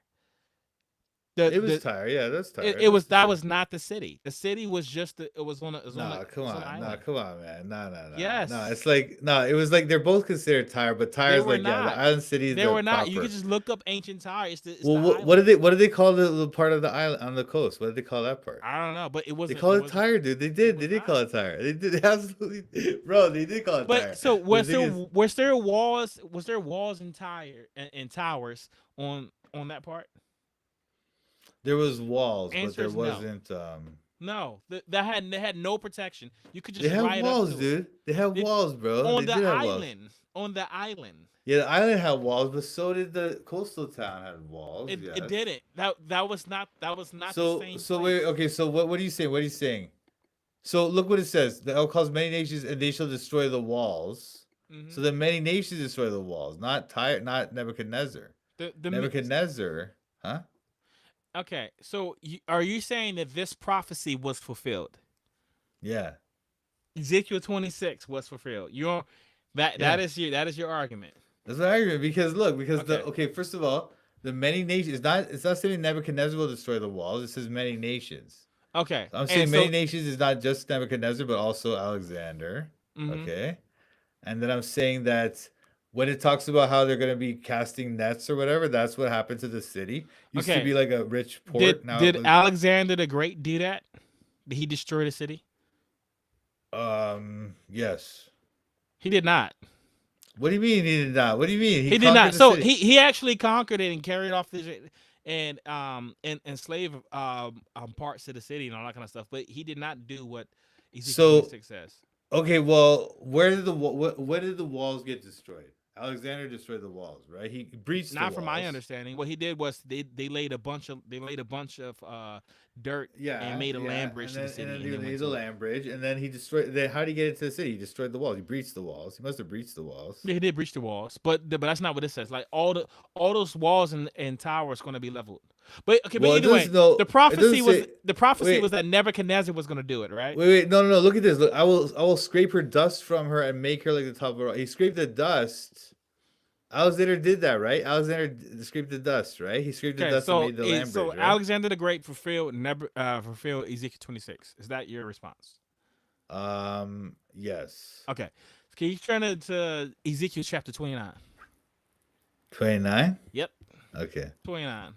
because this is weird. Because Alexander the Great fulfilled this prophecy, but for some reason, Ezekiel and God seem to be under the impression that this prophecy didn't get fulfilled. Why? When? Where So, is it? verse 17: in the 27th year, in the first month of the first day, the word of the Lord came to me, son of man. Nebuchadnezzar, king of Babylon, drove his army in a hard campaign against Tyre. Every head was rubbed bare, and every shoulder made raw. Yet he and his army got no reward from their campaign led against Tyre. Now, here's the issue. If the prophecy was about Alexander the Great in the first place, this really makes no sense. Why? Why? But he didn't. The prophecy wasn't about him. What, this Nebuchadnezzar thing? This Yeah. thing, what this is It about says, is- therefore, this is what the sovereign Lord says: I'm going to give Egypt to Nebuchadnezzar. yeah, king of you use Babylon. Egypt. Yeah, exactly. That's exactly what happened, dude. That's exactly what happened. He went to Tyre. He spent a few years there waging his campaign against them. Yeah, and then it says he- in verse 20, it says, I have given him Egypt as a reward for his efforts because he and his army did it for me. Right. Yeah. Yeah. But Then the he prophecy took was Egypt. never about them in the first place. What prophecy? What? Ezekiel 26. It was. No, this is the thing. So It Ezekiel wasn't. 20 You just said Alexander the Great fulfilled it. No, it because wasn't no, about because Nebuchadnezzar. it's telescopic. It's telescopic. That's what I'm saying. The prophecies in the Bible are often they'll have Who was supposed to numerous- fulfill Ezekiel 26? It's both. It's both Nebuchadnezzar and Alexander. It's They both it's fulfill it. explicitly says Nebuchadnezzar. And then Yeah, but it Nebuchadnezzar, it also says explicitly his says horses, many nations. his It says chariot, many many nations. nations. Many nations. Okay, many nations was going to come against the city, and we see that happening with Nebuchadnezzar. If you But look at his also army, happened with- his it does- army there's no consisted reason- of many nations. However, when it talks about who's doing it, it is Nebuchadnezzar's armies. No, because that's the first part of it. The first part of the many nations is Nebuchadnezzar and his armies, and just the fact, look, Alexander had many nations with him too, It right? says, he will direct the blows of his battering rams against your walls and demolish your towers. His horses, referring to Nebuchadnezzar. Wait. Where's that? Where's that part? That's Where's verse. This is I'm reading verse 9 in Ezekiel 26. that? No, because Nebuchadnezzar doesn't get mentioned until verse 14 or something, right? He gets mentioned in verse 7. In verse 7 it says, "For this is what the sovereign Lord says: From the north I'm going to bring against Tyre Nebuchadnezzar, king of Babylon, king of kings." Walls. It says, so he shall break down thy towers. What are you saying? There's no towers in the coastal side of it? No towers? Are you saying that there's no towers? I don't see any evidence. I don't see any evidence of towers on the coast of the coastal Really? side. Yeah. What do you mean? No so- towers in the coastal side of So Tyre, right? Tyre That's what you're was the island city. Yeah. I There know, was but trading posts. There was no. Listen, dude. The coastal part of Tyre was also called Tyre.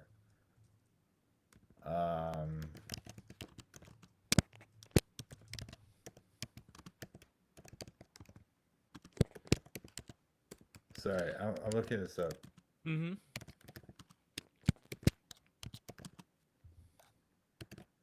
Is that Ezekiel? Okay. No, bro. For sure, 100%. The coastal part was called Ushu? Tyre. No, it was not. It was called Old Tyre. Later- Ushu or Old Ushu Tyre. or Old Tyre. Old Tyre. Right? By the Greeks. Now, why? How? By the How? Greeks. Yes. Now, Bro. how did that part come to be? How did what part? Mainland Tyre? Yes, because that That was the first part. That was first. That was wasn't. their first. Yes, it was. It was first. It was. And then, and then okay. All right. Island So now, Tyre was built okay. after. Okay, I just want to say here. So you're saying Ezekiel was fulfilled by Nebuchadnezzar? And Ezekiel 26. Alexander. Okay, They so both. why does it in Ezekiel 29 does Mm-hmm. it say he got no reward for his campaign against Tyre? Because he lost money on it. Basically, is what. No, that's not what it said. He lost money. Like that's you what- can that's what lose it's money saying. and gain something. So it says he got no reward. No reward because that's what he's getting at is that he didn't have money to pay his troops, so that's why he took Egypt. Did he conquer Tyre? He conquered the mainland. He did not. He wrote. If you He go, did. if you Google this, he laid a 10-year siege on the city. Yeah, He's trying to starve it out. And then no, what happened is it led to a draw. That is not okay. Well, that's so there you go. He broke down the walls though. And the He didn't towers. break down the walls. He did, man. He did Well, not. It was a 10-year siege that failed. It resulted in a draw. No, wait. Let me just look this up here. Nebuchadnezzar was never able to take that city.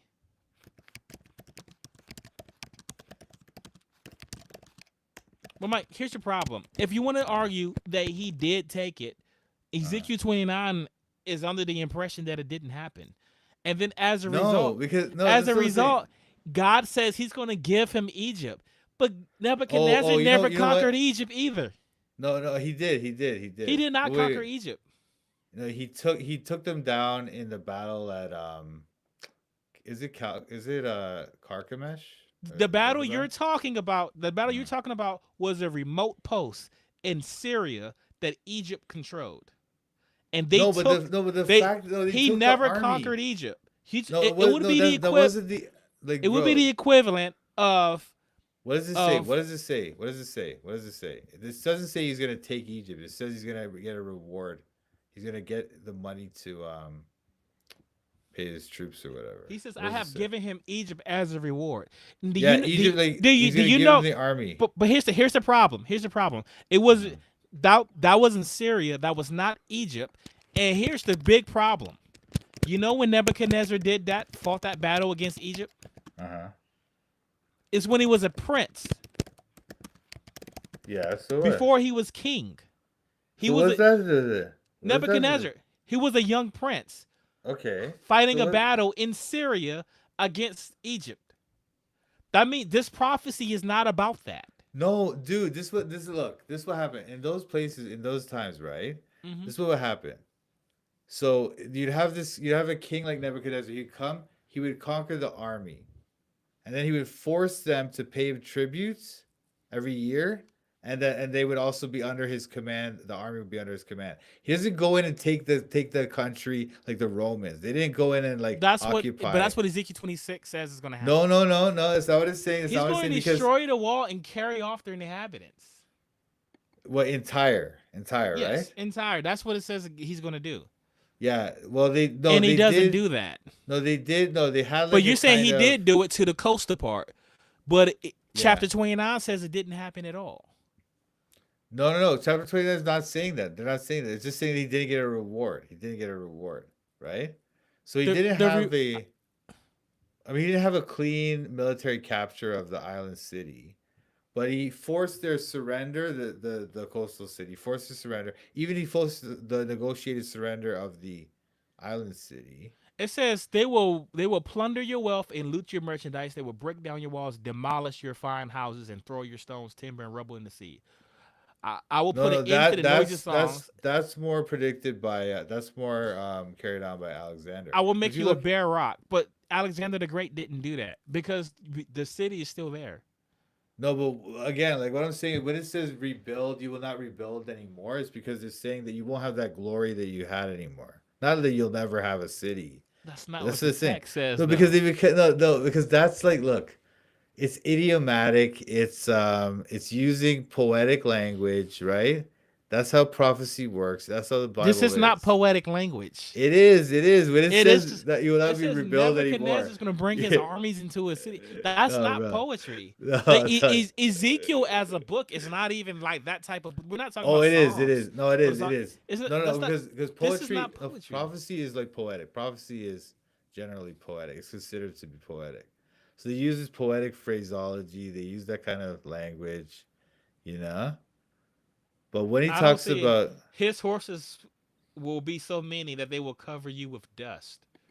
Yeah, isn't that obviously poetic? Isn't that poetic? That's there's a lot of horses. They trampling, and you're gonna be covered with dust afterwards. No, it's because that's not poetic. That would literally happen. You can be covered with dust after a horse. You'll be literally covered in dust. It's just yes, you'll be covered in dust. No. Why wouldn't you be? No, the covered. Like, what does that mean? Covered. Covered, complete. Covered means literally. Covered means you're literally covered, right? Yeah, you'd be literally covered in dust. Yes. The Bible's not trying to say that. The Bible's saying that there's going to be lots of dust when the horses come along. And you'd be covered in it if you're near that. Well, you'll have a lot of. You ever dust been on to you. like a You'll be monster truck covered. show? This Like guy. a truck goes by, there's like dust everywhere. If you're near that, you're Yeah. gonna be covered in it. No, I don't. but covered is not like literally covered means like you're covered. So He will kill your light can't people even. with the sword. He did. He did kill lots of their people That, with but the it's sword. not poetry. No, that's not no. But it Okay. is kind of poetic. Like, I got a All right. question for you. Did Okay, did talk to me. Nebuchadnezzar, as a Yeah. king, ever Yeah. conquer Egypt? conquer. Well, this is the thing. So that's what I'm saying to you. Conquest in those days was more a matter of defeating the army and then getting the king to surrender to you. Did he do that And to then- Egypt? He did. He did. He did not. He did in the sense of like not in the way Babylon ruled like You could just like- Google it. No, King Nebuchadnezzar never conquered and permanently annexed Egypt. Well, no, That it's like that battle that they were fighting was on a remote military post in Syria, but he received far he away received- from the Egyptian homeland. But he received the plunder, right? He received the plunder. He took the army and received the plunder. That was what the He Bible received, predicted. he got that military post. That was it. No, but he also annex- got. the he Pharaoh plundered was them. not paying tribute to Nebuchadnezzar. Okay. That's fair. But he plundered them. He plundered the army. That was the point. No, he thing did. is He that just took the post. That's he that's took it. that- yeah, it so it'll there's be some it'll be money like there. if Japan took Hawaii from us. That is not conquering the United States. That is not plundering the United States. That's not annexing the United States. Like No. you took Well, it, does you it took say? they took Pearl Harbor. Not even Hawaii. They just took Pearl Harbor. Let's No, not. does it say that he would conquer it, or does it say that he would take Egypt? It says he he's going to would- give him Egypt gives as him a Egypt, so- reward. He gave them Egypt So as a reward. in the here's sense that what we you're gonna know. defeat their army. You're gonna defeat their army. You're gonna get some plunder. He and be able to invaded pay his Egypt. troops. He invaded Egypt in 568 to 567 BCE and failed and lost. He came back home defeated. No, that's another era. We're talking about the time. No, right I'm talking. after We're talking Tyre. about Nebuchadnezzar. No. I know, but I'm talking about right after Tyre when he defeated them at the battle at Carchemish or whatever it was, Mhm. and then that's when he got the reward. That's what the prophecy is about. The reward. Okay. There was no. He didn't get a reward from his campaign against Well, Egypt. he plundered them in the sense that he defeated the army and he got whatever he got. He out of didn't do- that, so enough to. You're talking about something that he did while he was prince, prior to Ezekiel 26 being written. Prior to it, what? Yes. What do you mean prior to it? So Nebuchadnezzar was prince, and then When while he he was prince, he was a defeated general the and Egyptian led army at an Carchemish? army against Egypt, and they were fighting no, over we're this talking military about- post in Syria. No, we're talking about after Tyre, right? Yes, after Tyre. That After wasn't that before. happened. That wasn't before Ezekiel was written. So Ezekiel was written before he conquered Tyre. it was written yeah. before. So 226 was presumably written before, because if it was written after, they'd be really silly to write it Yeah. then, because then you're looking silly. You're post-dicting something and you're getting it wrong, right? Yeah. So it was presumably was written before. Now 29 was written after Tyre, which makes sense because he could see that he failed to capture it, and then God says, "I'm going to give you Egypt." Oh, you're saying 29 is written after. Oh, you're saying 26 Yes. is written before and 29 is written after. Okay. Yes. So, and So- then God says, "I'm going to give Well, you what's Egypt." the basis for that? What's your basis for saying 29 is written after? Just merely the fact that he predicted it? Well, it wasn't a prediction. He said that Yeah, you so- led your campaign against Tyre and got no reward. He's speaking in past tense and saying things accurately. No. We're not suggesting that. We're saying that he predicted it. And what we're So we're not, so we're the not first even part, making that so argument. the first in 29, when it Mhm. talks about Tyre, that is clearly not a prediction. in 20 in He says like, 29? yes, Nebuchadnezzar, king of Babylon, drove past his army in hard campaign against Tyre. Every head was rubbed bare and every shoulder made raw. Yet he and his army got no reward from his campaign led against Tyre. That is past tense. That is not. What's the verse for that again? Sorry, 29. That is 18 to it's 18. Yep, verse 18. Mm-hmm. And then he says in 19 and 20 that he's going to give him Egypt as a reward. And then we Right. know, huh? That's what I'm saying. So that part is okay. Maybe it's That written part after is this fire false. Just thing. Google, did No, no, no. Nebuchadnezzar ever If he conquer Egypt? no, no, It will I'm tell not you saying he no. took the whole land of Egypt. I'm saying he defeated the army, plundered them enough to That was have a before. reward. That was you were talking about decades before. That happened before. No, when did So that happen? When did that happen? Wait. so When did that happen? Nebuchadnezzar took a military outpost from Egypt that was in Syria, Mhm. right? He did not conquer Egypt. He Okay, just took okay. He campaigned against Egypt in 568 to 567. Okay. yes. So that would have been after Ezekiel 29. That presumably that would be before. If it's after, then you're looking silly here because that didn't Why? happen. Like if I'm The gonna campaign if against I'm Egypt, yeah, the if I'm campaign gonna 567. you're right, if I'm gonna write about an event after the fact, then I'm and try to claim it's a prediction, then I'm gonna at least gonna get my facts right. Uh-huh. Like I'm not gonna write a prediction and say Kamala Harris wins the election and then claim it's a prediction because it's false. It didn't happen. Now I just look silly. No, but okay. So what are you suggesting happened in 567 when Nebuchadnezzar attacked Egypt? He tried to invade Egypt and annex them, just like he did Okay. to several other nations, and he failed. Okay, so are you saying that he got no plunder in that time? Do you know that? How do you know that?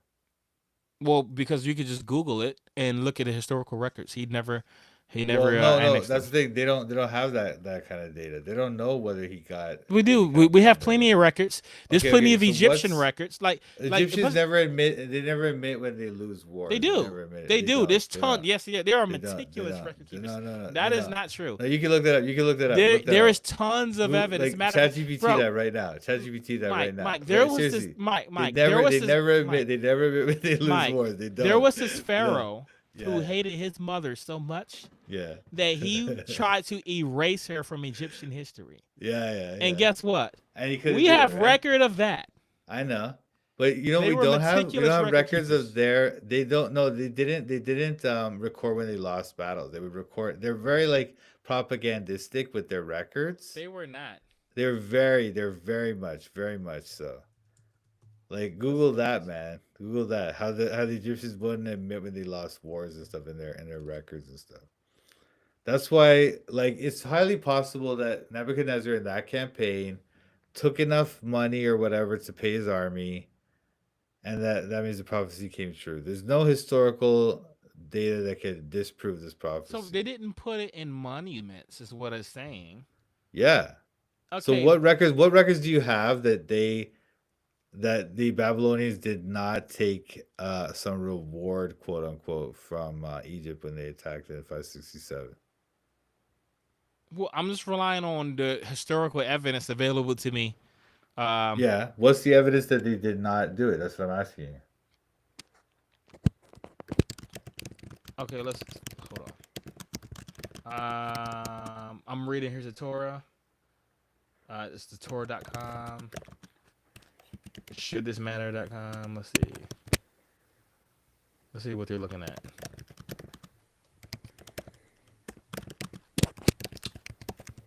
Actually, it is past 8:30. Yeah, I have to get ready to go. But say let's put a pin in this, and I'm gonna get you back on. I think I have a guest for next week. Okay. But let's I'll email you and we can re-jump on this. All right. We can start off the show with this and then we can go into like ontological arguments for God. Okay. Yeah. Sounds good. Yeah, man. All right, cool. But anyway, I Thanks. appreciate you coming on. Yeah, You're a nice for guy, sure. man. Like you, it was fun talking to you. Yeah. We'll be in contact over email, man. All right, cool, brother. All right, my nice man. to meet you. God bless. You too, brother. All right, guys. Thanks for tuning in to Now That's Debatable. It is late. I gotta turn off and put my daughter in bed. I'll see you guys